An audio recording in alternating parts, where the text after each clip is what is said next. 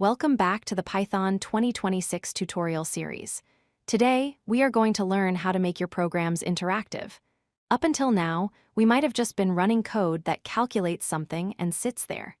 To make real applications, your program needs to talk to the user, and the user needs to talk back.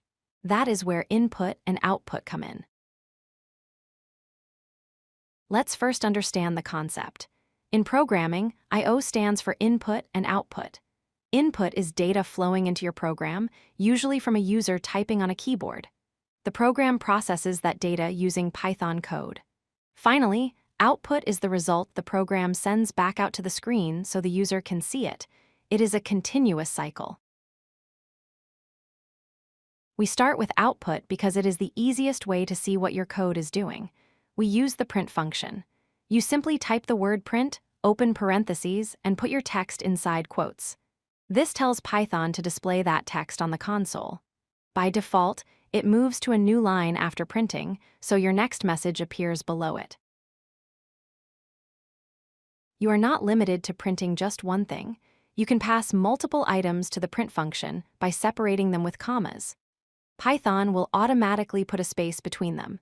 If you want to change that separator, for example, to put a dash between items instead of a space, you can use the sep parameter as shown here.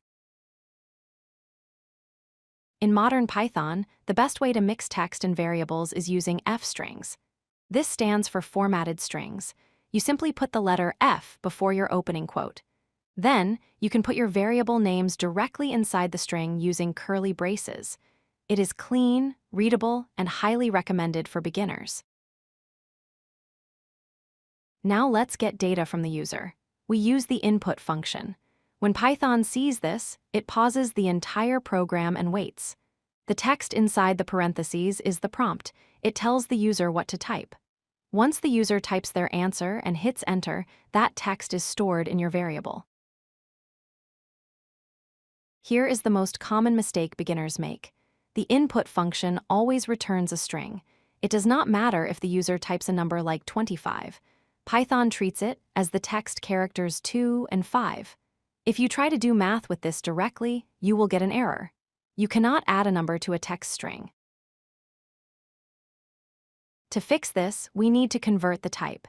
If you expect a whole number, wrap your input function inside the int function. If you expect a decimal number, like a price, use the float function. This converts the text string into an actual number that you can use for calculations. Let's put it all together in a dog age calculator. First, we ask for the dog's name and age. Second, we convert the age string into an integer. Third, we do the math, multiplying by 7. Finally, we use an f-string to print a nice message back to the user. This is a complete interactive program. To recap, use print to show information. Use f-strings to format that information cleanly. Use input to pause the program and get text from the user. And always remember, input gives you text, so convert it to a number if you need to do math. Thanks for watching, and happy coding. If you like this video, hit that like button and don't forget to subscribe. Visit codelucky.com for more such useful content.